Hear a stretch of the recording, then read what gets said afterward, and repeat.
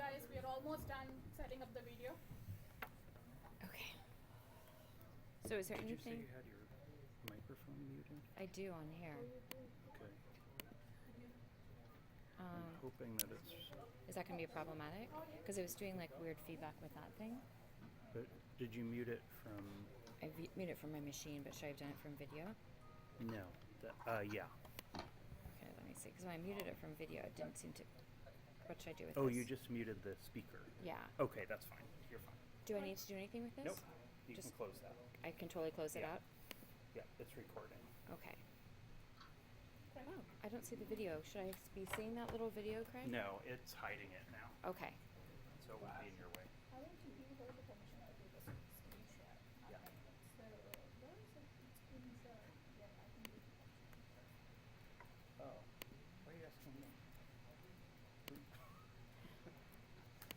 Why can't I minimize this Because all generally of the it? link it's a different way. I want to do this so that I can like, oh, there we go. Who knows how to share, send presentation control to Rachel from video? Anyone? Maybe it's the one that's got the little black thing next to the arrow thing. It says toggle conference shares. That's what I thought. But Maybe. are there no shares on the conference? Why can she? Why can't I just do it from here? Why do you think you need to give permission? I think she can do it. I think she can just do it. No. So you don't you need to just- give permission. What does this say? Maybe you Yeah. press that. You just share. Start sharing. Yeah. I go like by default There you to go. this part. You can say the whole. This one? Or the Yeah, you whole. should be able to do start sharing and then Yeah. choose your browser that you want to display. Yep. It looks like I'm doing it. Are you just doing it from the browser, or are you gonna use other apps? I'm doing it from the browser. Yeah, because then I'll be like just going through Confluence to like hit the different links, which then people in here can follow along. Then it'll show. Okay. All right, are we set? Yep. Is it a 10:15 start time or? No, it's 10. Oh, it's a 10 o'clock 10. start time? Oh, Yeah. for some reason I thought it was 10:15. Okay, let's close the door then.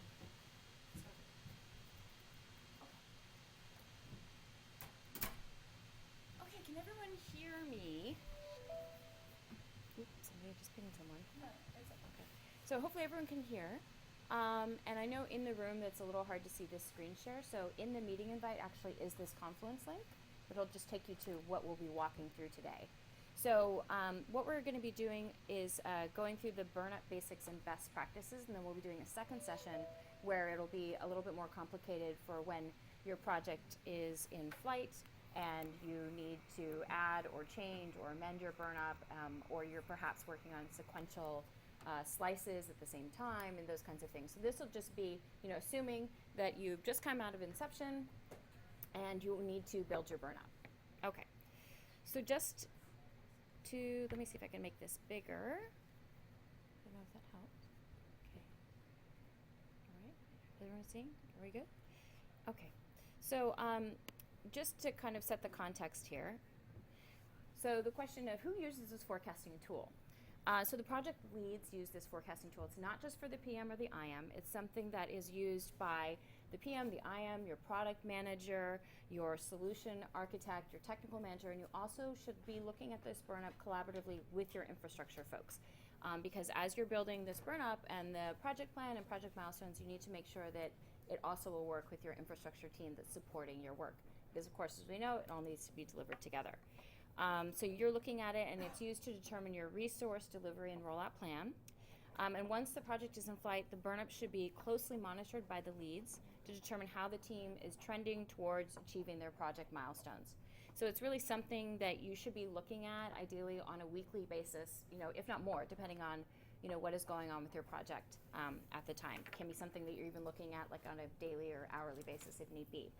So it's really, and it's not a perfect tool. It's something that as you're using it, you need to be really thoughtful as you're using it. There's the formulas and everything that's built in, but you have to be making sure that it makes sense for what you're trying to do and what you're trying to achieve.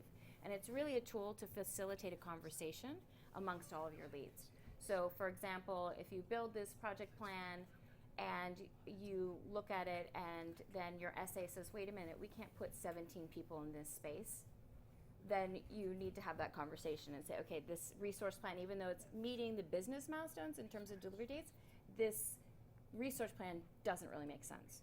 So it's really something that should be facilitating the conversation around your delivery plan. Are your delivery dates achievable? Are you seeing scope growth? If so, do you need to talk to your PDM about, like, do we have all of the must-do work in this slice, or is there an opportunity to move things and stagger things out? And these are, as I said, ongoing conversations that you should be having as a leads team.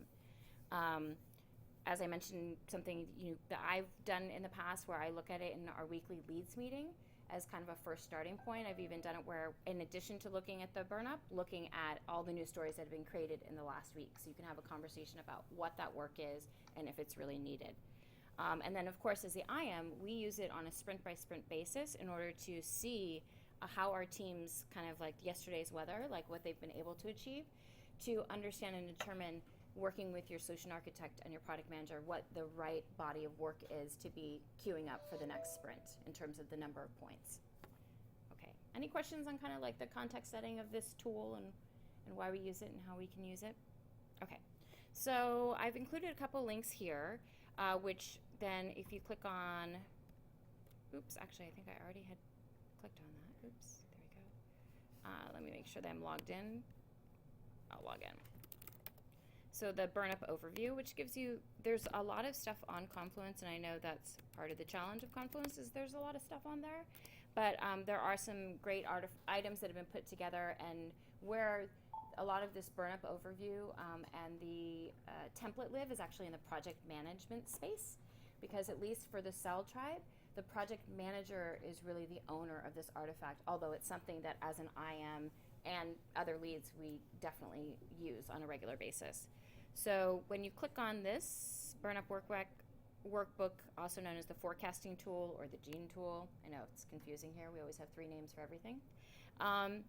It gives you a really nice overview about this workbook and kind of some of the things that I've talked about. So I definitely want to encourage people to look at these links and familiarize yourself if you haven't had a chance previously. So the other link that I included was the Burnup template. So let me actually, this is probably going to prompt me to log in again. No, great, I'm logged in. So you've got this, it says Burnup is a project forecasting tool. It measures the work completed per duration and provides empirical data to assist with forward planning, and it's a tool to communicate when the team thinks they will be done to project stakeholders. So as you can see, there's a link here, and I just updated this Burnup template because the one we had out there had it ending like in this peak. So I updated with the different milestones. And so that's something that then, as you're working with the template, you always want to start with a clean, fresh template from Confluence. It's sometimes tempting to want to borrow from another project PM or IM a Burnup that they've been using, or using one that you've used historically in your project. Is there something? Yeah, want to make sure we're, I want to make sure we're sharing the right not thing. sharing that. Okay. Thank you. Sure. Craig. You can keep going. Okay. So Craig's just making sure that I'm just looking at the Excel. It's this one, the Burnup I'm just template. gonna have it do the Whole screen. display, yeah. And then we'll get rid of these people. I can just go back to the, Yeah. I guess the thing. Maybe that's it. Nope. Where did See it what go? the proper official burnup looks like, because I know there's a lot of different models floating out there.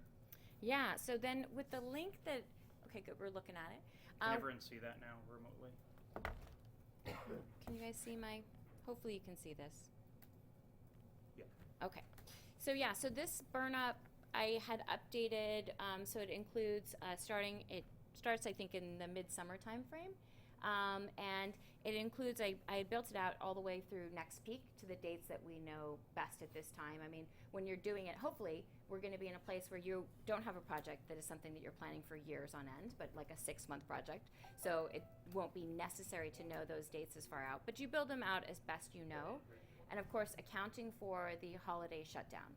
So, oops, are people still able to hear? Okay. So, and also, so in this template, so just, you want to resist the urge of using an old one. You want to go to Confluence and get a fresh extract, because things change. We evolve as an organization. How we calculate things change. And you also want to make sure that you have a clean, fresh copy that doesn't have any corrected formulas. And that's the thing with this tool, is that it is very, it's a little fickle. So you want to make sure that the formulas, sorry, I'm just distracted by all the noises. So you want to make sure that you have an extract, that the formulas haven't been corrupted, that things haven't been accidentally hard-coded, and all of those things. So if going to this, so we've got this now, and I'll go back now to the Confluence page. And to our Burnup basics and best practices. So now we've looked at that, we looked at the Burnup overview, we looked at the template, and then I also included a link here, the release calendar for 2014, which then, that's where I got some of these kind of forward-looking dates.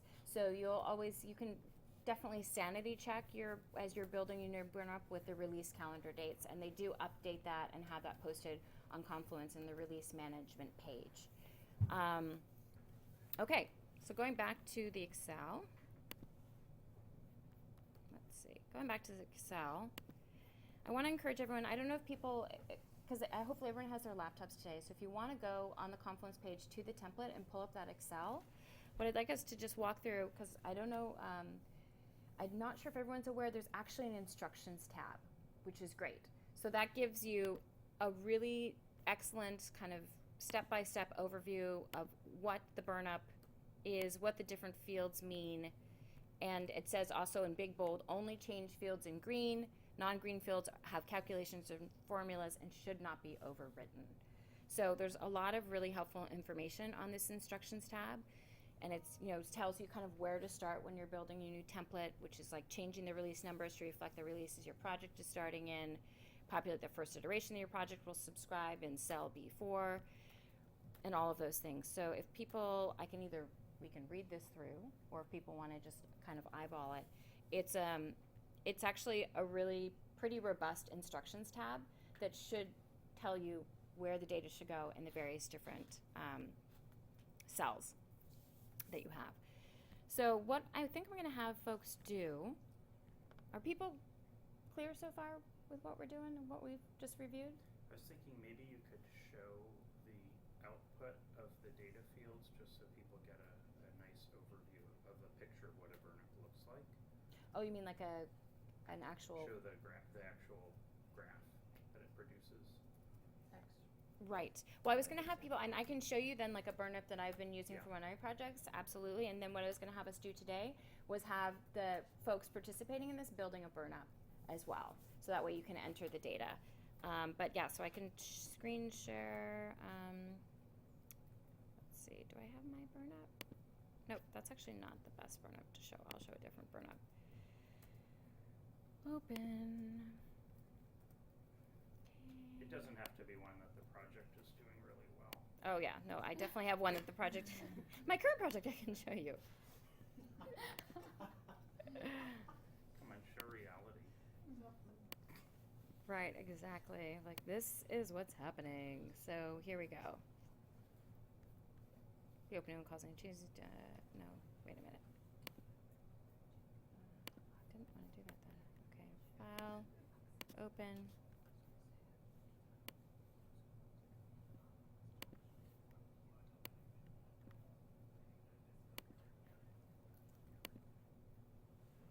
Yeah, if anyone's having trouble with audio or video, we're actually recording today, so this whole presentation in a few days will be available on Confluence.